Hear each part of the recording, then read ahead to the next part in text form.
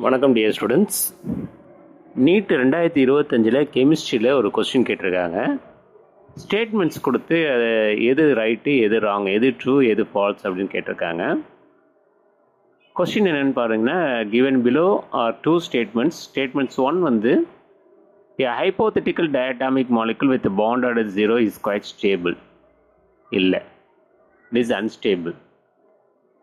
Statement 2 வந்து as bond order increases the bond length increases. இதுவும் இல்லை, bond order increase ஆக bond length குறையும். இப்போ H2 மாலிகுலுக்கு bond order 1 அப்படின்னா bond length அதிகமாக இருக்கும். O2 மாலிகுலுக்கு bond order 2 அப்படின்னா bond length வந்து ஹைட்ரஜனோட கம்மி.